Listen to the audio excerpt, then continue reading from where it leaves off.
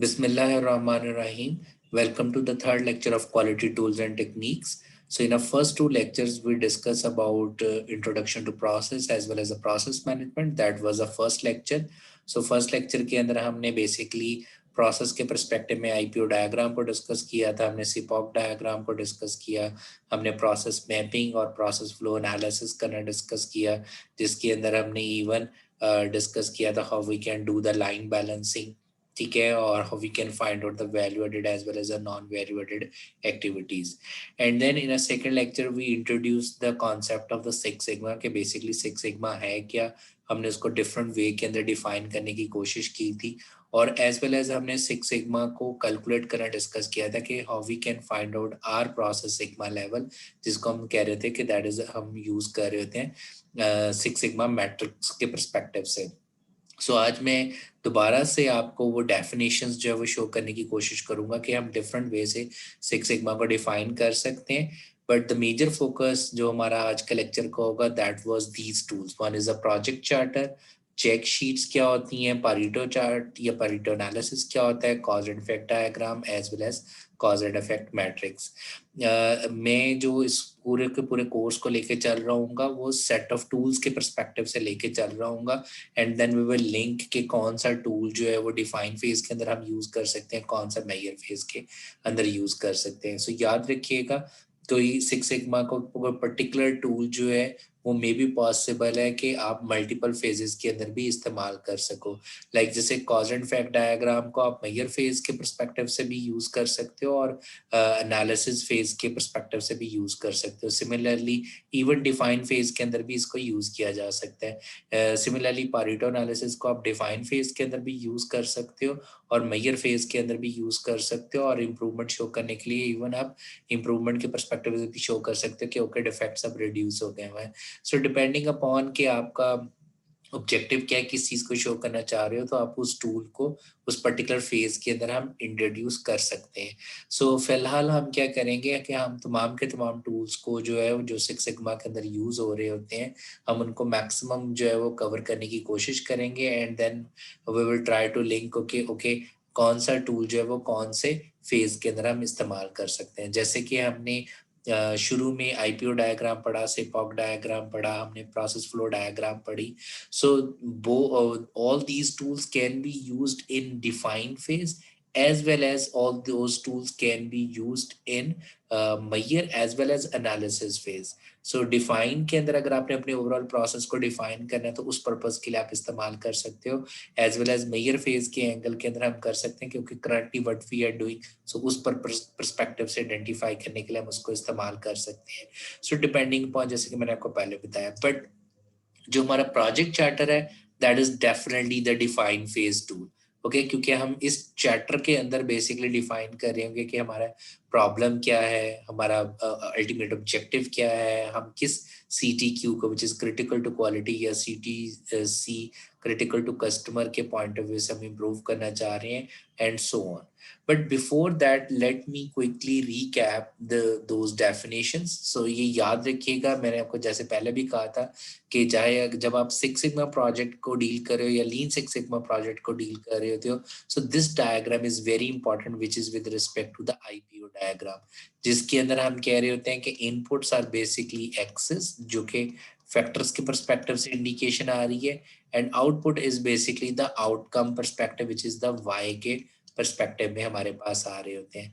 सो हमने क्या करना होता है कि हम क्रिटिकल बेसिकली वाई को पिकअप कर लेते हैं, which is basically the voice of customer के एंगल में, कि कस्टमर किसको सबसे ज्यादा इंपॉर्टेंस दे रहा है, हम उसको आइडेंटिफाई करें और उसको इम्प्रूव करने की कोशिश करें. ठीक है जी. देन फिर हमने डिस्कस किया था six sigma as a methodology, और हमने कहा था कि सिक्स सिग्मा के अंदर दो तरह की मेथोडोलॉजीज यूज की जाती हैं. One is a DMAIC and other one is a DMADV. So DMAIC के किस पर्पस के लिए हम यूज कर रहे होते हैं कि अगर आपने अपने करंट प्रोसेस को इम्प्रूव करना है तो वहां पे हम डिमैक मेथोडोलॉजी को यूज करते हैं, और जबकि DMADV आप उस वक्त अप्लाई कर रहे होते हैं जब आपके पास जो प्रोसेस है वो भी एग्जिस्ट नहीं कर रहा, आपने उसको बिल्कुल नए सिरे से डेवलप करना है या री इंजीनियरिंग की सेंस के अंदर आपने उसको डेवलप करना है. ओके, सो थर्ड डेफिनेशन हमने कही थी सेट ऑफ टूल्स। सो मैं जो इस कोर्स को लेके चल रहा हूँ वो डिफरेंट सेट ऑफ टूल्स को लेके चलूंगा, और देन फिर हम इंडिकेट कर रहे होंगे कि वो टूल इस डिमैक मेथोडोलॉजी में कौन सा टूल हम डिफाइन में यूज कर सकते हैं, कौन सा मेजर में कर सकते हैं, कौन सा एनालाइज में कर सकते हैं, and so on. So again last lecture के अंदर हमने डिस्कस किया था कि डिफाइन फेज के अंदर बेसिकली हम किस क्वेश्चन को एड्रेस करने की कोशिश कर रहे होते हैं। सो डिफाइन फेज के अंदर बेसिकली हम इंडिकेट करने की कोशिश ये कर रहे होते हैं कि हमारा कस्टमर कौन सा है, उसकी क्या रिक्वायरमेंट्स हैं, ठीक है, उसके लिए सबसे प्रायोरिटाइज जो CTQ है वो कौन सी है। सो उसको हम आइडेंटिफाई करने की कोशिश कर रहे होते हैं। सो फॉर दैट हम सबसे पहले IPO डायग्राम यूज कर सकते हैं, या even cause and effect diagram जो कि हम आज के लेक्चर में पढ़ेंगे वो कर सकते हैं कि ओके वो कौन सा वाई है जो सबसे ज्यादा इंपॉर्टेंट है और उसके पीछे कॉजेज क्या क्या है। सो फिलहाल आप क्रिटिकल टू वाई के परस्पेक्टिव से बात करें, इसीलिए आप यहाँ पे सिपॉप डायग्राम को भी हम यूज कर सकते हैं, या फ्लो चार्टिंग भी अप्लाई की जा सकती है in order to define the processes. So mainly यहाँ पे क्या आ जाता है, दैट इज कि आप जो है वो प्रोजेक्ट चार्टर को क्रिएट कर रहे होते हो। And remember that practically speaking आप हमेशा जो है वो डिफाइन फेज को जो है वो बाद में लेके आ रहे होते हो। मेजॉरिटी ऑफ द केसेस के अंदर आप मेयर से स्टार्ट करते हो और then you are defining it कि ओके मेरा जो आउटपुट आया जो क्रिटिकल है वो कौन से, और देन फिर हम उसके अकॉर्डिंगली जो है वो डिफाइन फेस कर रहे थे। लाइक फॉर एग्जांपल मैं कहता हूँ कि एक मेरा जी नंबर ऑफ डिफेक्ट्स का बहुत ज्यादा मेजर इशू आ रहा है और दूसरा मेरा साइकिल टाइम का बहुत ज्यादा मेजर इशू आ रहा है, ठीक है जी। तो मैं यहाँ पे बात कर रहा हूँ कि अगर मेरे पास नंबर ऑफ डिफेक्ट्स कस्टमर की नज़र में ज़्यादा इंपॉर्टेंट है compare to the cycle time, so हम क्या कर रहे हैं कि सबसे पहले हम मेजर कर रहे हैं। So that means currently what we are doing. So on the basis of that, I'm going to define it कि okay मुझे number of defects को इतना reduce करूंगा तो मेरे जो इतनी जो है मुझे financial benefit होगा, मेरी customer इतने ज़्यादा जो है वो satisfy हो जाएंगे। So depending upon the tool your objective, और हर फेज के अंदर मैं उस क्वेश्चन के आंसर को करने के लिए कौन सा टूल यूज करूंगा। सो जो कि हमने लास्ट लेक्चर के अंदर कहा था कि डिफाइन फेज में हम किस क्वेश्चन को आंसर कर रहे होते हैं, कस्टमर कौन सा है, उसकी क्या रिक्वायरमेंट्स हैं, हमारा टारगेट क्या है, all this thing should be defined phase. Measure phase में हम क्या कर रहे होते थे कि currently what we are doing, currently हम किस लेवल के ऊपर एग्जिस्ट कर रहे हैं उसको हम क्वांटिफाई करें। एंड देन फिर हमने एनालाइज फेज को भी डिस्कस किया था, इम्प्रूव को भी डिस्कस किया था। सो आई होप यू नो कि हर फेज के अंदर किस क्वेश्चंस को हम एड्रेस करने की कोशिश कर रहे होते हैं। सो उसके अकॉर्डिंगली हम स्पेसिफिक टूल को पिक करेंगे। और six sigma as a metric हमने लास्ट सेशन के अंदर डिस्कस किया था, जो कि यूजुअली मेजर फेज का कंपोनेंट होता है कि हम पहले ये करंटली हम किस लेवल के ऊपर खड़े हैं, सो हम उसको सिग्मा लेवल कैलकुलेट कर लेते हैं, और एट द एंड जब हम कोई इम्प्रूवमेंट कर लेते हैं उसके बाद भी हम अपना सिग्मा लेवल रिपोर्ट कर रहे होते हैं, क्योंकि इनिशियली हम कहाँ पे खड़े थे and after completing this project जब हमने इम्प्रूवमेंट जो है वो रिपोर्ट कर दी है तो हमारा सिग्मा लेवल कितना इम्प्रूव हो गया। So now I am going to talk about कि हमारा जो फर्स्ट टूल है which is a project charter, जो कि डिफाइन फेज टूल है, ठीक है, जिसके अंदर हम बेसिकली सबसे पहले क्या इंडिकेट कर रहे थे, अपने प्रोजेक्ट का टाइटल इंडिकेट कर रहे थे कि ओके हमने कौन सा प्रोजेक्ट लेके चलना है, क्या मुझे नंबर ऑफ डिफेक्ट्स को रिड्यूस करना है या मुझे साइकिल टाइम के रिडक्शन की बात करनी है। So what ever the title of your six sigma project is. उसके बाद हम अपना बिजनेस केस रिपोर्ट कर रहे थे कि हमारा बिजनेस केस क्या है। बिजनेस केस क्या है कि मीन हम ये प्रोजेक्ट क्यों कर रहे हैं, उसका इसका हमें बेनिफिट क्या होगा, क्योंकि ये हम स्ट्रेटेजिक पर्सपेक्टिव से इंडिकेट कर रहे होते हैं। तो यूजुअली यहाँ पे हम क्या इंडिकेट करेंगे कि मुझे इसका फाइनेंशियल बेनिफिट क्या होगा, या मेरी कस्टमर सेटिस्फेक्शन कितनी इंक्रीज हो जाएगी, या जो कस्टमर हमें लीव करके चले गए हैं वो कितने परसेंट हम रिकवर करने में सक्सेसफुल हो जाएंगे। विच इज अ स्ट्रेटेजिक पर्सपेक्टिव से हम अपना केस पुट ऑन कर रहे होते हैं कि इस प्रोजेक्ट को करने का हमें बेनिफिट क्या होगा। The third section is the problem statement कि एक्चुअली हम कौन से इशू को रिजॉल्व करने के लिए जा रहे हैं, ठीक है जी। whether we are going to resolve the number of defects reduction, या हम अपना जो है वो साइकिल टाइम रिडक्शन की बात करने के लिए जा रहे हैं, या हम अपनी परसेंटेज ऑफ यील्ड को इंक्रीज करने के लिए जा रहे हैं। सो हम उसकी प्रॉब्लम स्टेटमेंट को इंडिकेट कर रहे होते हैं। And then we are writing down our goal and objective. Like for example अगर मैं कहता हूँ कि मेरे पास 10% इफेक्टिव आ रहे हैं और मेरा गोल ये है कि मैं इसको रिड्यूस करके 6% तक लेके आना चाह रहा हूँ, so that is my objective. So remember that your objective, your goal must be smart, okay, that must be smart होना चाहिए। सो स्मार्ट से क्या मराद है? Specific, measurable, achievable, realistic, time bound होना चाहिए। ठीक है, सो स्पेसिफिकली डिफाइन करें कि आप कितने परसेंट रिड्यूस करना चाहते हैं। Is it a measurable, like जैसे मैंने कहा कि वो 10% से 6% पे हम लेके आना चाह रहे हैं, so yes it is measurable. Achievable, आपने कहा कि हम इसको 6% तक लेके आएंगे इन 6 मंथ्स। ओके, सो क्या हम 6 मंथ के अंदर बाकी इसको अचीव कर सकेंगे? हम कोई अनरियलिस्टिक का ऑब्जेक्टिव तो नहीं क्रिएट कर रहे कि जी 10% आ रहा है और हम इसको 6 माह के अंदर जीरो कर देंगे, और ऐसा पॉसिबल ही ना हो। So that must be achievable. And is it realistic? Okay, so that is कि अचीवेबल तो है बट रियलिस्टिक भी होना चाहिए, और प्लस टाइम बाउंड, जैसे हमने कहा कि हम अपने प्रोजेक्ट को जो है वो डिफेक्ट्स को रिड्यूस करेंगे from 10 to 6 in 6 months, so that mean time bound भी है। एंड कुछ लोग इसके साथ ई भी ऐड कर देते हैं विच is a smart T. So E means that is के वो इकोनॉमिकल भी हो, मीन हम कहेंगे जी हमें 1 मिलियन की जी मशीनरी रिक्वायर्ड होगी in order to reduce this thing, या हमें शायद इससे 1 बिलियन की कोई इक्विपमेंट रिक्वायर्ड होगा, तो वो मे बी हमारे लिए फिजिबल ना, मीन प्रोजेक्ट कॉस्ट ही बहुत ज्यादा बढ़ जाए। ठीक है, सो उसको भी हमें देखना पड़ता है। सो गोल जो है या ऑब्जेक्टिव जब भी आप डिफाइन करें, that should be smart, is specific, measurable, achievable, realistic, time bound and economical होना चाहिए। एंड देन हम क्या कर रहे होते हैं, हम मैट्रिक जिसको हम CTQ इंडिकेट कर रहे होते हैं, कि basically that is basically the Y, जो हम IPO डायग्राम के पॉइंट ऑफ व्यू से बात कर रहे थे, कि आप सबसे पहले सिलेक्ट करोगे आउट ऑफ मल्टीपल वाइज कि आपका की मेजर्स कौन सा है जिसको आप इंप्रूव करना चाह रहे हो। नंबर ऑफ डिफेक्ट्स को, परसेंटेज ऑफ यील्ड को आप इंप्रूव करना चाह रहे हो, या आप अपने साइकिल टाइम को जो है वो बेहतर करना चाह रहे हो। ठीक है, सो वो आपका प्राइमरी मैट्रिक क्या होगा। एंड देन फिर हम क्या करते हैं कि अपने इस प्राइमरी मैट्रिक के साथ साथ हम अपना सेकेंडरी मैट्रिक भी सिलेक्ट कर लेते हैं, बट मेक श्योर कि आपका जो सेकेंडरी मैट्रिक है वो related to the primary metric हो। लाइक जैसे अगर हम कहते हैं कि मुझे नंबर ऑफ डिफेक्ट्स को रिड्यूस करना है, तो सेकेंडरी मैट्रिक क्या हो सकता है?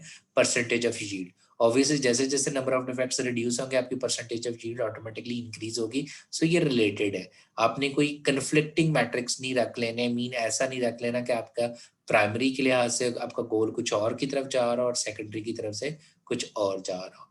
Okay, so once we have defined the primary as well as the secondary metric, then we are indicating the scope. ठीक है, मीन अथॉरिटीज के परस्पेक्टिव से हम इंडिकेट कर रहे होते हैं कौन से प्रोसेसेस को हमने लेके चलना है। ठीक है, आपके इस प्रोजेक्ट के अंदर कौन कौन से डिपार्टमेंट इन्वॉल्व हो रहे होंगे। सो हम अपनी बाउंड्रीज बेसिकली आइडेंटिफाई करने की कोशिश कर रहे होते हैं। Then we are indicating the project team, और जो कि हमने लास्ट सेशन के अंदर देखा था कि सिक्स सिग्मा के अंदर सो चैंपियन हमारे पास आज सबसे पहले स्पॉन्सरशिप आ जाती है, that is the process owner, जो कि वो उस प्रोजेक्ट को इनिशिएट कर रहा होता है कि मुझे ये प्रॉब्लम्स आ रहे हैं। Then we have the master black belt, जो कि हमारे पास एज अ ट्रेनर या कोच के परस्पेक्टिव में हो रहा होता है, जो कि आप कह सकते हो कि वो एक्सपीरियंस पर्सन होता है। Then we have a black belt, जो कि एज अ प्रोजेक्ट मैनेजर के तौर पर काम कर रहा होता है। Then we have a six sigma green belt team, और कुछ समटाइम्स हम जो है वो अदर जो क्वालिफाइड लोग हैं उनको इन्वॉल्व कर लेते हैं। और देन फिर हम अपना एक प्रोजेक्ट प्लान दे रहे होते हैं, मीन हम जो कि डिमैग की स्टेजेस के परस्पेक्टिव से हम इंडिकेट कर रहे होते हैं, क्योंकि डिफाइन फेज में कितना टाइम लगेगा, मेजर में कितना टाइम लगेगा, and so on. And in the end we are indicating the communication plan, कि हम उसको कम्युनिकेट कैसे कर रहे होंगे। Okay, so this is the example of the project charter. So जैसे मैंने प्रोजेक्ट का टाइटल दिया हुआ है, सो मेनली मैं अपनी क्वालिटी को इंप्रूव करना चाह रहा हूँ by reducing the unplanned down time. ठीक है जी, और बिजनेस केस मैंने क्या पुट डाउन किया कि जी 2011 फरवरी से अगस्त 2011 तक जो आईटी के अंदर ऑपरेशन का डाउन टाइम आ रहा था वो बहुत ज्यादा आ रहा था। अगर हम उसको रिड्यूस कर लेंगे तो हम इतने पैसे जो है वो सेव कर सकते हैं। ठीक है, फिर प्रॉब्लम स्टेटमेंट हमने इंडिकेट कर दी, हमने अपना ऑब्जेक्टिव इंडिकेट कर दिया। प्राइमरी मैट्रिक डाउन टाइम है, तो सेकेंडरी मैट्रिक क्या होगा, जैसे डाउन टाइम रिड्यूस होगा तो ऑब्वियसली आपका यील्ड, परसेंटेज यील्ड इंक्रीज होगा, जो कि रिलेटेड है। ठीक है, सो बिफोर क्या था, आफ्टर इम्प्रूवमेंट मैंने इंडिकेट कर दिया। ठीक है जी, और एट द एंड हमने अपना स्केड्यूल भी इंडिकेट कर दिया, और जो प्रोजेक्ट का स्कोप है वो हमने इंडिकेट कर दिया कि इसके अंदर आईटी ऑपरेशंस और डेवलपमेंट ये इन्वॉल्व होंगे। ओके, सो आई होप कि आपको क्लियर हो गया कि प्रोजेक्ट चार्टर क्या है। ओके, नेक्स्ट जो है, जब हम टाइप ऑफ डाटा की बात कर रहे थे, that is purely the measure phase. क्योंकि मेजर फेज के परस्पेक्टिव से होता है कि हमें कौन से, अगेन आईपीओ डायग्राम के पॉइंट ऑफ से कौन से वाइज के अकॉर्डिंगली हमें डाटा चाहिए और कौन से एक्सिस के अकॉर्डिंगली हमें डाटा चाहिए। ठीक है, जब डाटा की बात आ जाएगी तो दैट मीन अब हम फिर ये देख रहे होंगे कि हम किस तरह का डाटा कलेक्ट करने के लिए जा रहे हैं। Okay, so there is a two types of the data, one is attribute data जिसको हम क्वालिटेटिव डाटा भी कह सकते हैं, and other is a variable data. So दोनों में डिफरेंस क्या है? एट्रीब्यूट डाटा जो है वो क्लासिफाई किया जा सकता है, या आप कह सकते हो उसको हम काउंट की सेंस में भी ले सकते हैं। ठीक है, यस नो, ठीक है, उस सेंस के अंदर हमारे पास आ जाता है। या हम उसको ऑर्डिनल स्केल भी कर सकते हैं, लाइक जैसे हम कहते हैं कि product is good, very good, excellent. ठीक है, so this is a ordinal way कि आप उसको इवन कैटेगराइज कर रहे हो बट स्केलिंग भी कर रहे हो। लेकिन अगर आपका डाटा वेरिएबल फॉर्म के अंदर, मीन वेरिएबल मीन जो कि मेजरेबल फॉर्म में होता है, जैसे डायमीटर ऑफ अ शाफ्ट हो गया, टेम्परेचर इन अ ओवन हो गया, height of a person, weight of a person, so ये सारे मेजरेबल डाटा है। सो डिपेंडिंग अपॉन कि आपका डाटा किस तरह का है, सो हमने उसको डाटा को कलेक्ट करना है ताकि हम उसी के अकॉर्डिंगली जो है वो अप्रोप्रिएट टूल पिकअप कर सकें in order to collect the data. So अब डाटा को कलेक्ट करने के लिए हमारे पास जो टूल अवेलेबल है which is called as a check sheet. So check sheet जो है वो हमारे पास एक फॉर्म की शक्ल में हो सकती है, डायग्राम की शक्ल में हो सकती है, टेबल की शक्ल में हो सकती है। सो दैट इज बेसिकली ये ऐसा टूल है जो कि हम डेवलप कर रहे होते हैं in order to collect the data. ठीक है, so the measure element of the check sheet is कि हमने डाटा को कलेक्ट करना है। अब डिपेंडिंग अपॉन के डाटा एट्रीब्यूट है, डाटा जो है वो वेरिएबल है, तो उसके लिए हम डिफरेंट तरह की चेक शीट जो है वो यूज कर सकते हैं। So these are the 5 check sheets, type of check sheet जिसको हम यूज कर सकते हैं। सो सबसे पहले let me start with defective item check sheet या एट्रीब्यूट चेक शीट जो है वो हम किस तरह की होती है और ये किस तरह के डाटा के लिए हम यूज कर रहे थे। सो डिफेक्टिव आइटम चेक शीट या एट्रीब्यूट चेक शीट, जैसा कि नाम से भी हमें इंडिकेट हो रहा है कि ये हम एट्रीब्यूट डाटा के लिए यूज कर सकते हैं। लाइक जैसे हमारे पास क्या है कि हमने जी लिस्ट ऑफ डिफेक्ट्स का डाटा को कलेक्ट करना है या लिस्ट ऑफ प्रॉब्लम्स के डाटा को हमने जो है वो एक्सेस करना है। ठीक है, सो उसके लिए हम जो है वो यहाँ पे मैं आपको टेबुलर फॉर्म के अंदर इंडिकेट कर रहा हूँ। हमने डिफेक्ट्स के नेम लिख दिए, यहाँ पे हमने मंथ और ईयर मेंशन कर दिया और आगे डेट्स मेंशन कर दी कि ये वाला पर्टिकुलर प्रॉब्लम इस दिन के अंदर कितनी दफा कर हुआ, सिमिलरली इस दिन के अंदर कितनी दफा कर हुआ और टोटल इस मंथ के अंदर कितनी दफा कर हुआ। So this is the attribute check sheet कि हम जो है वो डिपेंडिंग अपॉन द डेटा या इशू के अकॉर्डिंगली हम अपनी चेक शीट को डिजाइन कर रहे होंगे। Okay, the second type is basically a variable check sheet. Like जैसे हमने कहा साइकिल टाइम जो है वो आपके पास वेरिएबल है, डायमीटर ऑफ अ प्रोडक्ट जो है वो वेरिएबल है, लेंथ ऑफ अ प्रोडक्ट जो है वो वेरिएबल है, wait of a product variable है। सो ऐसी सिचुएशन हो तो हम जो है वो फ्रीक्वेंसी डिस्ट्रीब्यूशन डेवलप कर लेते हैं। मीन कि हमारे पास जैसे यहाँ पे हम जो ले रहे हैं वो लेंथ ऑफ अ ट्री की बात करें कि 400 से 700 के दरमियान कितनी ट्रीज की लेंथ है, 700 से 1000 के दरमियान कितनी ट्रीज की लेंथ है, एंड सो ऑन। सो इसको आगे जाके हम डेवलप करना भी सीखेंगे क्योंकि इसको थोड़ा सा स्टेटिस्टिकल वे के अंदर इस वेरिएबल चेक शीट को डेवलप किया जाता है। सो स्टेटिस्टिक्स के अंदर इस वेरिएबल चेक शीट को हम फ्रीक्वेंसी डिस्ट्रीब्यूशन भी कह रहे हैं। So basically first check type of check sheet is used to collect the attribute type of data. This is used for the variable type of the data. Okay, third one है जो कि हम कह रहे हैं defective location check sheet. Okay, so defective location check sheet जो है इसमें हम बजाय इसके कि हम कोई लिस्ट डाउन करें फैक्टर्स को, हम अपनी जो प्रोडक्ट बना रहे हैं, ठीक है, या इवन आप वर्क प्लेस के परस्पेक्टिव से भी ले सकते हैं, बट ज्यादातर ये प्रोडक्ट के एंगल में यूज की जाती है। और हम अपनी प्रोडक्ट की एक पिक्चर ले लेते हैं और हम उस पिक्चर के ऊपर ही इंडिकेट करने की कोशिश कर रहे होते हैं कि हमारे पास कहाँ कहाँ पे डिफेक्ट जो है वो आ रहा है। फॉर एग्जाम्पल अगर हम कहते हैं कि जी मेरे पास इस प्रोडक्ट के यहाँ पे 3 डिफेक्ट्स आ रहे हैं, ठीक है, यहाँ पे एक डिफेक्ट आ रहा है, यहाँ पे एक डिफेक्ट आ रहा है, सो ताकि हम इंडिकेट कर सकें कि हमारे पास प्रोडक्ट का कौन सा कंपोनेंट या कौन सा पोर्शन जो है वो ठीक तरीके से नहीं बन पा रहा। सो ऐसी चेक शीट को जो है वो हम डिफेक्टिव लोकेशन चेक शीट कहते हैं। ठीक है जी, so this is with respect to the picture perspective में आ जाता है। साथ ही हम इंडिकेट करेंगे कौन सी डेट है, डिपार्टमेंट, कमेंट्स एंड वगैरह वगैरह आ जाते हैं। ओके, उसके बाद हमारे पास क्या जी, that is a defective cost check sheet. ठीक है, so this is basically the attribute type of check sheet, but यहाँ पे जैसे कि नाम से जाहिर हो रहा है डिफेक्टिव कॉस्ट चेक शीट, कि हम कॉजेज के अगेंस्ट बेसिकली डाटा कलेक्ट करने की कोशिश कर रहे थे। I mean more than one variable attribute data के अकॉर्डिंगली हम कलेक्ट करने की कोशिश कर रहे हैं। कि फॉर एग्जांपल मैं कहता हूँ कि जी मेरी शॉप फ्लोर के ऊपर डिफेक्ट्स अकर हो रही हैं और मेरे पास 2 ऑपरेटर काम कर रहे हैं, वो 2 शिफ्ट्स के अंदर काम कर रहे हैं, 2 मशीन्स हैं। सो यहाँ पे अब हम क्या कर रहे हैं, हम नंबर ऑफ डिफेक्ट्स के अकॉर्डिंगली कर रहे हैं। सो मेरे पास जो एट्रीब्यूट्स या कंपोनेंट्स आ गए, ऑपरेटर, टाइम और मशीन्स आ गई। सो यहाँ पे हमें क्लियरली पता ये चल रहा है फ्रॉम दिस कि एक कॉज पता चल रही है कि जी मशीन 2 और operator B.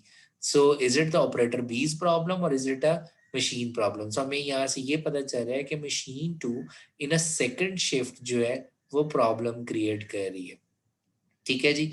So that mean operator 1 morning में तो ठीक है, बी ठीक है, जबकि मशीन 2 आफ्टरनून और ऑपरेटर बी, सो ये जो कॉम्बिनेशन है that is creating some problem.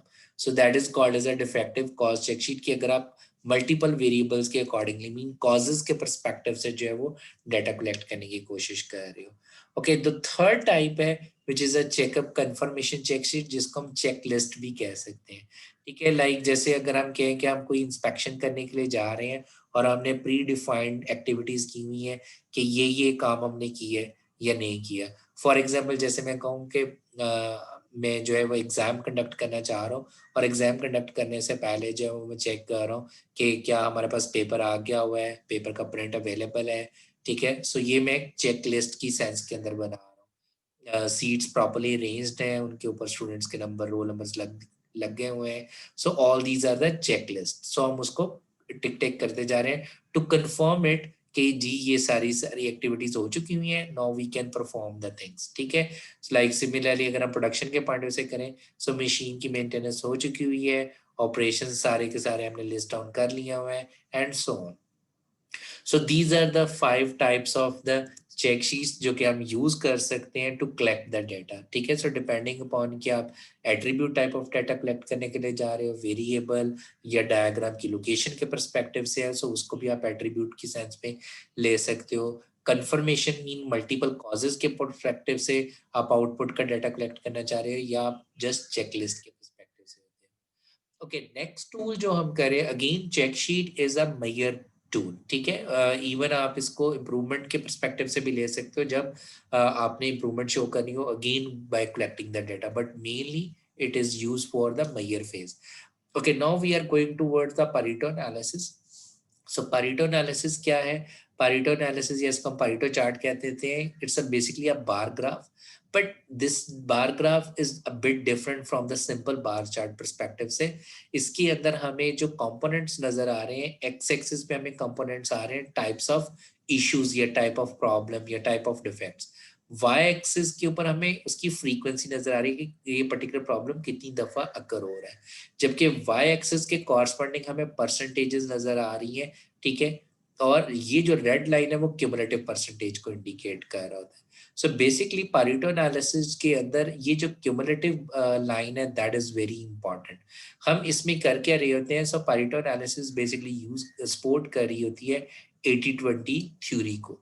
सो इसमें क्या है, वो कहते हैं कि अगर आप 80% जहाँ पे है और यहाँ पे अगर मैं डाउन साइड की तरफ आ जाऊं, so that is basically indicating कि if I want to address the 80% of my problem, so then out of all those problem में अगर अपनी इन इश्यूज को रिजॉल्व करने में सक्सेसफुल हो जाऊंगा जो कि 20% है, so by addressing these 20% issues I would be able to solve the 80% of the problem. ठीक है, सो ये 80-20 जो है वो हार्ड एंड फास्ट नहीं है कि आपने हर दफा 80-20 लेना है। So you may take it 60-40। ठीक है, कि मैं अपने 60% प्रॉब्लम को जो है वो हिट करूंगा और मैं देन अपने 40% जो प्रॉब्लम क्रिएट कर रहे हैं वो वाले फैक्टर्स जो कि 40% हैं, अगर मैं उनको एड्रेस कर लूँ तो मेरे 60% प्रॉब्लम को सॉल्व करने में सक्सेसफुल हो जाएंगे। So I can apply 90-10, I can apply whatever जो भी आप अप्लाई करना चाह रहे हो। So the major component is the vital few and trivial. So हम बेसिकली वाइटल इश्यूज को हाईलाइट करने की कोशिश कर रहे होते हैं कि अगर मैं इन इश्यूज को सॉल्व कर लूंगा तो मैं अपने मेजर प्रॉब्लम्स को जो है वो सॉल्व करने में सक्सेसफुल हो जाऊंगा। अब यहाँ पे कुछ एग्जांपल दी हुई है, लाइक जैसे अगर आप अपने मोबाइल फोन के अंदर देखें, सो अगर हमारे मोबाइल फोन के अंदर 100 नंबर्स सेम है, so most of the calls हमारे 20% ऑफ लिस्ट के अंदर जा रही होंगी, जबकि 80% वालों को हम कॉल नहीं कर रहे होंगे मेजॉरिटी ऑफ द केसेस के अंदर। सो फ्यू नंबर्स जिनको हम फ्रीक्वेंटली कॉल कर रहे होंगे। इसी तरीके से 20% of the road handles 80% of the traffic. ठीक है, so जैसे हम कह दें कि पूरे लाहौर के अंदर अगर 100 रोड्स हैं तो उनमें से 20% ऑफ द रोड्स ऐसी हैं जो कि आपके मेजॉरिटी ऑफ ट्रैफिक को जो है वो एड्रेस कर रही होती है। सिमिलरली रेस्टोरेंट की पॉइंट ऑफ व्यू से अगर हम एग्जांपल ले लें, ठीक है, सो सिमिलरली हम प्रॉब्लम्स के पर्सपेक्टिव से ले लें कि अगर हम अपने 20% कॉजेज को एड्रेस कर लेंगे so we would be able to solve the 80% of the problem. So अब मैं इसी टूल को जो है वो अभी हम एग्जांपल भी एक जो है वो दो देखते हैं इसके पर्सपेक्टिव से, पारेटो एनालिसिस के पॉइंट ऑफ व्यू से through the Minitab. So वो जो एग्जांपल मैं ले रहा हूँ, the first one is with respect to the that is basically clothing defect data. So वो कह रहा है कि एक इंस्पेक्टर है जो कि क्लोथिंग मैन्युफैक्चरिंग है, उसने इन्वेस्टिगेट किया cause of clothing defects to prioritise the improvement project. ठीक है, अब वो कह रहे हैं the inspector track the number and types of defects. So हमारे पास जो डेटा सेट अभी मैं यूज करने के लिए जा रहा हूँ, that is basically the this one which is clothing defects. ठीक है जी, सो अब मैं अगर इस क्लोथिंग डिफेक्ट्स को ओपन करूं, file new worksheet, this is so let me first give you the brief overview of the Minitab. So Minitab जो सॉफ्टवेयर है it's very easy to use. यहाँ पे हमारे पास क्या है कि बॉटम में हमारे पास जो हमें एक्सेल की तरह शीट नजर आ रही है, इसको हम वर्कशीट कहते हैं। इसके अंदर ये वाला जो फर्स्ट रो है that is basically the name of the variable, या कह लो नेम ऑफ द कॉलम को इंडिकेट कर रहा होगा। ठीक है, जितने भी आपके आंसर्स आ रहे होंगे ये हमें इस जगह पे नजर आ रहे होंगे। ओके, सो जो MTW एक्सटेंशन है दैट इज वर्कशीट एक्सटेंशन है, और हमारे जो मिनी टैब के प्रोजेक्ट की एक्सटेंशन होती है वो होती है MPJ। सो फिलहाल मैंने क्योंकि यहाँ पे जो डाटा रखा हुआ है that is as you can see that this is MTW file, so mean this is a data file. So मुझे अगर डाटा फाइल को ओपन करना है I will go to file new worksheet. ठीक है जी, सो मैं वर्कशीट पे क्लिक करूंगा एंड देन जो है वो मेरे पास सॉरी ओपन ओपन में जा रहा हूँ, then I am going towards the new, so जहाँ पे मेरे पास वो फाइल्स पड़ी हुई हैं, this is a Pareto analysis. So clothing defect वाली फाइल के डाटा को मैं फिलहाल एनालाइज करना चाह रहा हूँ। ठीक है, that is this particular problem, जिसके अंदर जो डिफेक्ट वाला है उसके अंदर बेसिकली वो इंडिकेट करे जो डिफरेंट तरह के डिफेक्ट्स हमें नजर आ रहे मिले हैं उस प्रॉब्लम के अंदर, काउंट के अंदर उसकी फ्रीक्वेंसी को इंडिकेट किया हुआ है। जैसे कि अगर हम इन दो फर्स्ट टू कॉलम्स को लें, सो मैं इन दो कॉलम्स को यूज कर रहा हूँ in order to draw the Pareto analysis. So अगर आप cost के point of से करना चाहें, so you can use this one as well. ठीक है जी। So बहरहाल फिलहाल मैं जो है वो काउंट के परस्पेक्टिव से जा रहा हूँ कि ये वाला जो पर्टिकुलर डिफेक्ट है हमारे मिसिंग बटन वो 217 टाइम्स अकर हुआ है। सो लूज थ्रेड जो है वो 67 अकर हुआ है। सो दैट मीन कि हम कह सकते हैं वाई जो है वो मेरा, so Pareto analysis is basically, so remember हमने कहा था ना कि आईपीओ डायग्राम को जहन में आपने रखना है। सो जो आपका वाई के अकॉर्डिंगली हम बेसिकली प्रायोरिटाइज करेंगे, मीन वो कौन से इशू है या वो कौन सा मेन प्रॉब्लम है जो सबसे ज्यादा दफा आ रहा है। सो हम मेन इशू डिफेक्ट है लेकिन उसके अंदर उसके डिफरेंट लेवल्स हैं कि डिफेक्ट जो है वो मिसिंग बटन ज्यादा दफा हो रहा है, लूजिंग थ्रेड ज्यादा दफा हो रहा है, वो कौन से जो मेन इश्यूज हैं जो कि ज्यादा प्रॉब्लम क्रिएट कर रहे हैं। सो हम क्या करेंगे, in order to draw the Pareto analysis using Minitab we will go to stat quality tools Pareto chart. So यहाँ पे हमारे पास जो है वो लिखा आ रहा है जी डिफेक्ट्स आपके पास आ रहा है। सो let me increase the size of, ठीक है जी, स्टैट क्वालिटी टूल्स पारेटो एनालिसिस। सो यहाँ पे मेरे पास क्या आ रहा है जी डिफेक्ट्स एट्रीब्यूट डाटा इन। सो यहाँ पे आपने क्या कर देना है जिसमें आपने टाइप्स ऑफ डिफेक्ट्स एंटर किया हुआ है। सो फ्रीक्वेंसी हमने काउंट वाले डाटा को हम इस्तेमाल कर रहे हैं, so that is a frequency. Okay, so इस कंबाइन का मतलब क्या है, इसका मतलब ये है कि अगर जो 95% तक हैं उनको तो वो शो करे, बाकी अगर जिनकी फ्रीक्वेंसी बहुत कम है उनको कंबाइन करके 5% के अंदर शो कर दे। सो मैं आपको शो भी करता हूँ, अगर आप वो नहीं करना चाहते सो इट बी बेटर कि आप डू नॉट कंबाइन कर दें। सो वो उस सूरत में बेटर है कि अगर आपके पास list of type of defect बहुत ज्यादा है और कुछ की फ्रीक्वेंसी बहुत कम है, then this is a very good option. But अगर आपके पास list of type of defects कम है, ओके, और हर एक की फ्रीक्वेंसी क्वाइट हाई है, तो आप देन इसको भी इस्तेमाल कर सकते हैं। एंड देन ऑप्शंस में जाके आप अपने एक्स एक्सिस का लेबल दे सकते हो, वाई एक्सिस का लेबल दे सकते हो, ठीक है। सिमिलरली ओवरऑल अपने चार्ट का टाइटल भी आप लिख सकते हो। सो फिलहाल मैं इसको स्किप कर रहा हूँ। सो प्रेस अगर मैं ओके करता हूँ, सो मेरे पास जो है वो डायग्राम बन के आ जाएगी। सो this is the output result, ठीक है जी। सो अब यहाँ पे हमें क्या पता चल रहा है कि 80% अगर मैं टारगेट करता हूँ, so that is basically this is 80%। So that mean let's see कि मैं कहता हूँ ऑलमोस्ट अप्रॉक्सीमेटली अगर मैं अपने first two which is missing button और स्टिचिंग एरर्स को मैं कर लूँ, तो ऑलमोस्ट मैं अपने 77% जो है वो प्रॉब्लम्स को एड्रेस करने में सक्सेसफुल हो जाऊंगा। So that is the major idea is to prioritize the vital one. So vital issues कौन से हैं? These are the vital issues, that is missing button as well as the stitching error.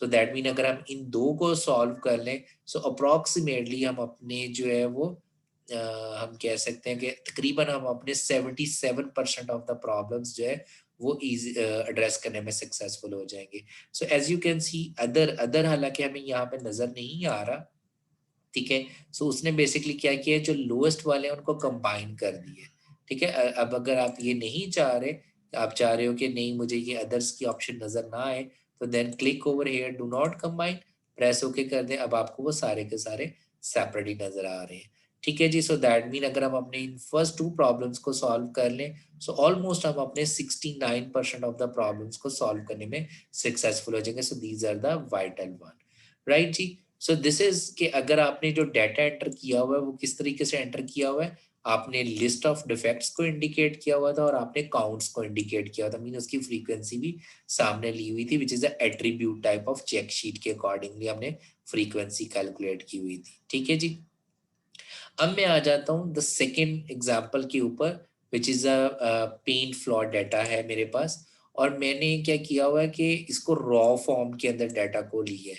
सो मेरे पास जो paint as a quality engineer जो है वो मुझे पता चला कि पेंट के अंदर जो डिफरेंट तरह के फ्लॉज आ रहे हैं उसको मैंने इंडिकेट कर दिया, ठीक है। और वो डाटा सेट किस तरीके का है, that is if I go to file open, that is a paint flaws. अब मैं वो डाटा कैसे एंटर कर रहा हूँ, अगर हम देखें आपके पास जो है वो जो प्रीवियस डाटा था दैट वाज क्लोथिंग डिफेक्ट वाला, इसमें हमने क्या किया होता, टाइप्स ऑफ डिफेक्ट्स मेंशन किए हुए थे, हमने काउंट्स मेंशन किए हुए थे। राइट नो जो पेंट फ्लॉ वाला है, इसमें हमने क्या किया हुआ, फ्लॉ को जो है वो रॉ फॉर्म में बस इंडिकेट किया हुआ है कि ओके जब शिफ्ट डे की थी तो पहली दफा स्क्रैच का प्रॉब्लम आया, फिर स्क्रैच का प्रॉब्लम आया, फिर पील का एंड सो ऑन। सो हमने उसको रॉ फॉर्म में किया हुआ है, हमने उसके आगे काउंटिंग नहीं दी। सो अगर आपने डाटा को ऐसे एंटर कर लिया हो तो पारेटो चार्ट आप मिनी टाइप के अंदर कैसे बना सकते हो। सो बेसिकली हम टाइप्स ऑफ फ्लॉ को जो है वो प्रायोरिटाइज करना चाह रहे हैं अगेन। सो अब अगर हमने इस तरीके का डाटा एंटर किया हुआ है तो again we will go to stat, okay, so we will go to quality tools Pareto chart. Okay, so अब ये जो काउंट है ये हमारे पास ऑप्शनल है, ठीक है जी। दिस वन इज ऑप्शनल है। इसको हम जो है वो रिमूव कर देंगे और यहाँ पे मैं ले आऊंगा जी फ्लॉज को, ठीक है। और again it's up to you कि आप इसको यूज करना चाह रहे हो या नहीं, ऑप्शंस में आप टाइटल देना चाह रहे हो या नहीं, ठीक है। सो प्रेस ओके अगर मैं करता हूँ, so you can see that कि वो फिर भी हमें पारेटो चार्ट बना के दे रहा है, ठीक है। और वो हमें इंडिकेट कर रहा है कि ऑलमोस्ट अगर हम पील और स्क्रैच वाले प्रॉब्लम को सॉल्व कर लें तो हम अपने 70% ऑफ द प्रॉब्लम्स को सॉल्व करने में सक्सेसफुल हो जाएंगे, ठीक है। अब मैं आता हूँ एक और वे के अंदर, लाइक अगर मैं इसी के ऊपर वापस जाऊं तो अब मैं यहाँ पे वेरिएबल इन के अंदर जो है वो शिफ्ट को एंटर कर रहा हूँ। सो मैं क्या कर रहा हूँ कि मुझे वो फ्लॉज भी नजर आ रहा है और साथ में ये भी इंडिकेट करेंगे वो फ्लॉज कौन सी शिफ्ट के अंदर आ रहे हैं, क्योंकि मेरे पास मल्टीपल टाइप्स ऑफ शिफ्ट्स हैं, डे की हैं, नाइट की हैं शिफ्ट्स, ठीक है। सो उसमें वो हमें बता रहा है कि default all in one graph, ठीक है, वन ग्राफ इंडिपेंडेंट। सो उसके अंदर हमारे पास आ रहे हैं, लेकिन मैं क्या चाह रहा हूँ कि हमारे पास shift with respect to flaws एक ही ग्राफ में नजर आए. So if I press OK, so you can see that कि हमें हर तरह का उसने पारेटो चार्ट बना के दे दी है. ठीक है जी. और this is with respect to, लेकिन उन्होंने बार की जो अरेंजमेंट है वो सेम रखी हुई है. सो ये याद रखिएगा. सो दिस इज इंडिकेटिंग पील. सो हमें ये पता चल रहा है कि जो पील वाला प्रॉब्लम है वो सबसे ज्यादा जो हमें नजर आ रहा है वो वीकेंड वाली शिफ्ट के अंदर सबसे ज्यादा हमें ये नजर आ रहा है. ठीक है. जबकि स्क्रैच वाला जो प्रॉब्लम हमें सबसे ज्यादा नजर आ रहा है वो हमें डे वाले शिफ्ट के अंदर सबसे ज्यादा हमें नजर आ रहा है. सो इस वाली ऑप्शन को इस्तेमाल करने का ये हमें बेनिफिट हो सकता है कि हम आइडेंटिफाई कर सकते हैं. That is Y variable in कि अगर कोई प्रॉब्लम्स ये आ रही हैं तो कौन सी शिफ्ट के अंदर या कौन से आप कह सकते हो टाइम फ्रेम के अंदर जो है वो प्रॉब्लम अकर हो रहे हैं. सो आई होप यू क्लियर कि हम जो है वो पारेटो एनालिसिस मिनी टैब के जरिए कैसे बना सकते हैं. सो अगेन कि पारेटो चार्ट क्या होता है, that is to prioritise the Ys, to prioritize कि हमारे पास कौन सा जो है वो इशू सबसे ज्यादा आ रहा है ताकि हम उसको एड्रेस कर सकें. Okay, now we are moving back towards another tool which is called as a cause and effect diagram. So हमने लेट्स से कि जैसे पारेटो एनालिसिस से हमने वाई को आइडेंटिफाई कर लिया. जैसे हमारे पास क्लोथिंग वाले एग्जांपल के अंदर जो है वो आया था पील बहुत ज्यादा है पेंट फ्लो के अंदर, पील बहुत ज्यादा है या स्क्रैचिंग बहुत ज्यादा आ रही है. ठीक है. सो अब हम क्या करेंगे, लाइक हम यहाँ पे वो वाला वाई यहाँ पे लिख लेंगे. ठीक है. Like for example that is a peel which is our effect. Now we are going to develop the causes के ओके अगर ये पील आ रहा है तो इसके पीछे कॉजेस क्या है. So we are trying to list down all the causes behind that one. ठीक है. ताकि हम उन कॉजेस को अगर कंट्रोल करें या बेहतर करें तो ये जो है वो ऑटोमेटिकली इंप्रूव होना शुरू हो जाएगी. सो क्या ये peeling due to the people आ रही है. ठीक है. मीन उनके पीपल मेन कॉज बन रहा है, उनकी एजुकेशन की वजह से, उनकी ट्रेनिंग की वजह से. ठीक है. उनकी लेस क्वालिफिकेशन की वजह से. ठीक है. सो या वो डिफरेंट शिफ्ट में काम करने की वजह से उनमें आ रहा है, या प्रोसेस का इशू है, इक्विपमेंट का इशू है. So these are the main causes. So generally man, machine, material, method. ठीक है. Money, mother nature. So mother nature is environment. ठीक है. पैसा वो रोल प्ले कर रहा है. So these are the main causes and then we can identify the sub classes. अब क्वेश्चन ये आ जाता है इसके बेटर वे क्या है कॉज एंड इफेक्ट डायग्राम को ड्रॉ करने का. So cause and effect diagram को ड्रॉ करने का जो सबसे बेस्ट वे है दैट इज कि आप जो है वो अपने उस पर्टिकुलर प्रोसेस से जितने लोग इन्वॉल्व हो रहे हैं, manager as well as worker level के लोगों की एक टीम बनाएं, 5 to 6 लोगों की, और आप एक मीटिंग कंडक्ट करें नॉट मोर देन 15 मिनट्स. ठीक है. और आपने हर बंदे से जो है वो कॉजेज लेने हैं कि ओके अगर ये पील जो हमने पहले एग्जांपल ले रहे थे, या जैसे मैं यहाँ पे मैंने पुअर गैस माइलेज के पॉइंट ऑफ से बनाई हुई है. सो आप उनसे जो है वो कॉजेज जो है वो लिस्ट आउट करने की कोशिश कर रहे होते हो. लाइक जैसे यहाँ पे हमने एक एक जो है वो कह लें कि एक जो शीट है उसके ऊपर जो है वो हमने तमाम के तमाम कॉजेज को लिस्ट आउट कर लिए. उसके बाद फिर एज अ टीम हेड हम क्या करेंगे कि हम उनमें से आइडेंटिफाई करेंगे ओके जो रिपीटिंग आइडियाज हैं उनको हम जो है वो रिमूव कर देंगे. ठीक है. और जो मेन प्रॉब्लम क्रिएट कर रहे हैं, सो जो यानी कि एक ही चीज की तरफ इंडिकेशन कर रहे हैं. लाइक फॉर एग्जाम्पल मैं कहता हूँ कि ये वाले जो है वो मैन रिलेटेड इश्यूज हैं, या ये वाले जो इश्यूज हैं वो मशीन को इंडिकेट करें, तो उनको हम इस तरीके से लिस्ट डाउन कर लेंगे. सो this is man related causes and this is machine related causes and so on.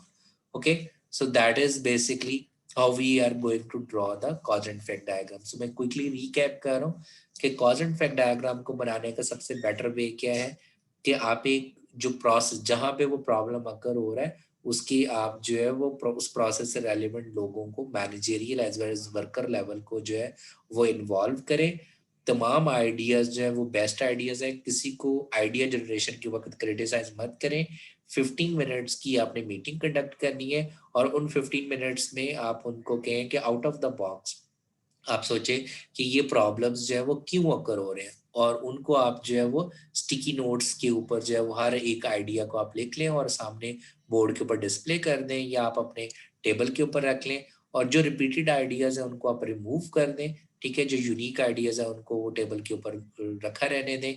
और अब आपने क्या करना है, उनको लिस्ट डाउन करना स्टार्ट कर देना है कि कौन से सेट ऑफ जो कॉजेज है वो एक ही चीज की तरफ इंडिकेशन कर रहे हैं, देन कौन से सेट ऑफ कॉजेज एक ही तरफ इंडिकेशन कर रहे हैं। So this is how we can draw the कि ओके जी ये जो है वो मैन रिलेटेड इश्यूज हैं, ये मशीन रिलेटेड इश्यूज हैं एंड सो ऑन।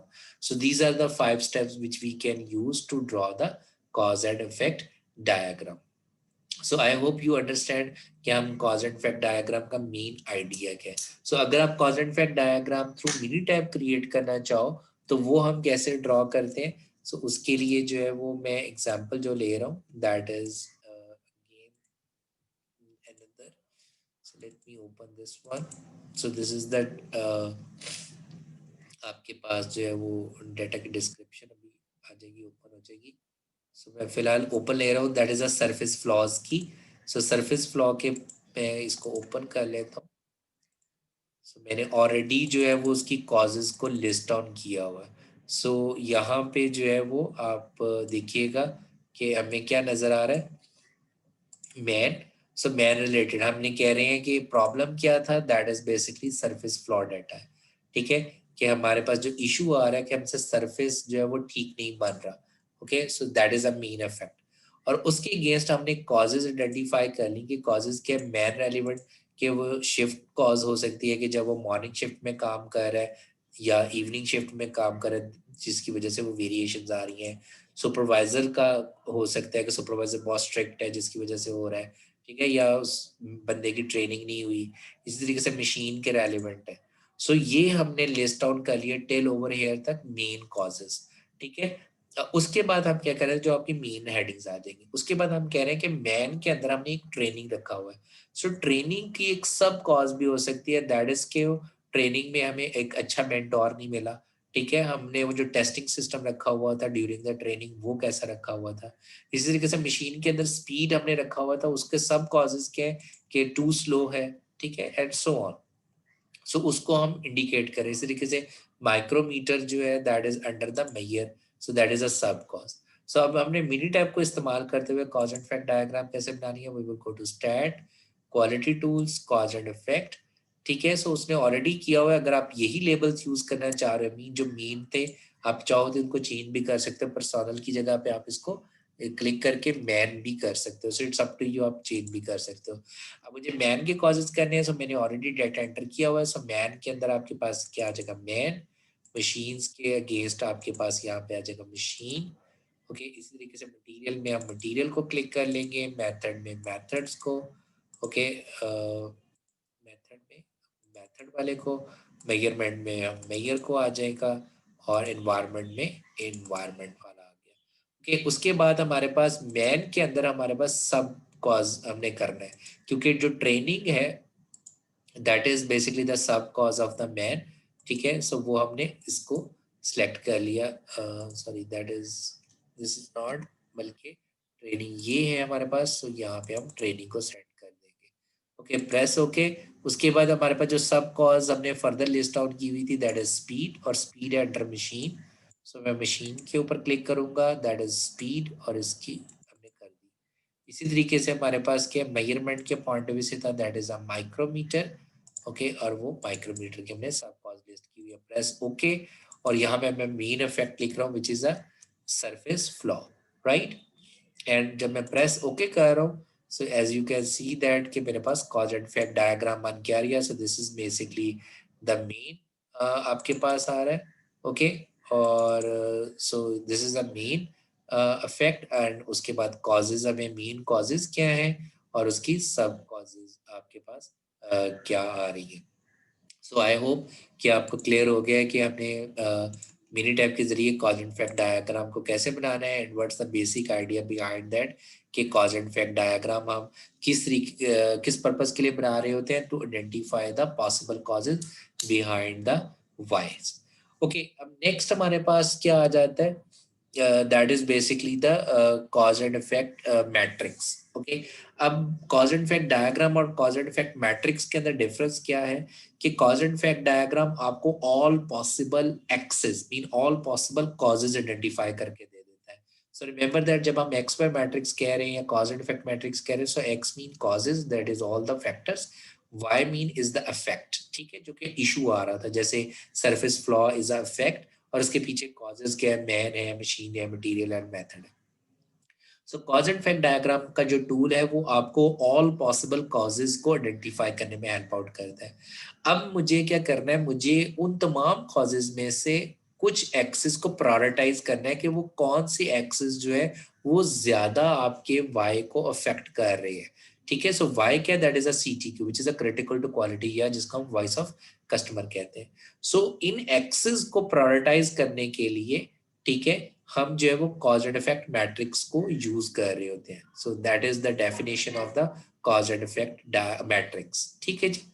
ओके, एक और चीज याद रखिएगा, जो वार्निंग के पॉइंट ऑफ व्यू से यहाँ पे लिखा गया है, that is purely a qualitative tool. Even यहाँ पे जो हम प्रायोरिटाइज कर रहे होंगे, जो वेट हम असाइन कर रहे होंगे, वो हम टीम बेस्ड वेट असाइन कर रहे होंगे, based on knowledge, based on our experience की बेस के ऊपर हम कर रहे होंगे। Okay, so this is a list. मैं इसको with respect to the example जो है वो शेयर करता हूँ, जो कि प्रोसीजर है वो क्या है। हम बेसिकली एग्जांपल जो ले रहे हैं, that is basically a newspaper printing process है। ठीक है जी। और मेरे पास जो वॉइस ऑफ कस्टमर, जो CTQ हमने आइडेंटिफाई किया हुआ, which is a critical to quality, वो ये है, दैट इज कि न्यूज़पेपर क्लियरली रीडेबल होना चाहिए, फोटो क्वालिटी अच्छी होनी चाहिए, हार्मलेस टू हेल्थ होना चाहिए। ठीक है जी। और हमने ब्रेनस्टॉर्मिंग करते हुए, mean cause and effect diagram के पर्सपेक्टिव से, या ब्रेनस्टॉर्मिंग का सेशन कंडक्ट करते हुए हमने प्रोसेस पैरामीटर्स भी आइडेंटिफाई कर लिए जो कि इनको अफेक्ट कर सकते हैं। ठीक है जी। अब यहाँ पे हमने क्या कर दिया, हमने लिस्ट कर लिया ऑल पॉसिबल कॉजेज को, एक्सेस को। ठीक है, ये हमारे पास आ गया ऑल पॉसिबल वाइज। सो सबसे पहले आपने क्या करना है, आपने x y matrix, mean cause and effect matrix बनाने के लिए आपने अपने वाई को या CTQ को फ्रॉम आर कस्टमर जो है वो प्रायोरिटाइज करना है कि वो इन तीन में से सबसे ज्यादा प्रायोरिटी किसको देता है। सो यहाँ पे जो 15 मार्क्स है, जो मैंने दिया हुआ है 5, 10, 15, अगर आपने 15 उसको देना है जिसको आप बहुत ज्यादा इंपॉर्टेंस दे रहे हो, देन जिसको मीडियम इंपॉर्टेंस दे रहे हो 10, जिसको लो इंपॉर्टेंस दे रहे हो 5, जिसको बिल्कुल नहीं दे रहे तो आप उसको 0 भी कर सकते हो। सो यहाँ पे मैंने क्या कर दिया कि based on the feedback from the customer, वो कह रहे जी 15 जो है वो रीडेबल होना चाहिए, 10 वेटेज में देता हूँ गुड क्वालिटी ऑफ फोटोज को, और 10 वेटेज में दे रहा हूँ हार्मलेस टू हेल्थ को। उसके बाद हमने एक्सेस को कर लिया। अब हमने करना ये है कि based on the experience, based on the knowledge of the processes, अब हमने देखना है कि जो गुड क्वालिटी इंक है उनका इन आउटपुट पैरामीटर के साथ रिलेशनशिप क्या है। स्ट्रॉन्ग पॉजिटिव रिलेशन है, मॉडरेट रिलेशनशिप है, या वीक रिलेशन है। स्ट्रॉन्ग पॉजिटिव रिलेशन है तो मैंने उसको दिया हुआ है 1, 3 और 9। सो 9 जो है इट्स अप टू यू कि आप कोई भी वेटेज दे सकते हो। सो जनरली लोग जो है वो 1, 3, 9 ले रहे थे, strong relationship, moderate and weak. ठीक है, और एम्पटी छोड़ दिया जाता है कि अगर कोई भी रिलेशनशिप ना हो। सो हम ये कह रहे हैं कि गुड क्वालिटी इंक से ही आप क्लियरली रीडेबल न्यूज़पेपर हो सकता है, it mean that is a strong relationship. इसी जगह गुड क्वालिटी ऑफ फोटो और गुड क्वालिटी इंक का भी स्ट्रॉन्ग रिलेशनशिप है। हार्मलेस टू हेल्थ का हम कह रहे हैं कि वीक रिलेशनशिप है, इसलिए 1 कर दिया।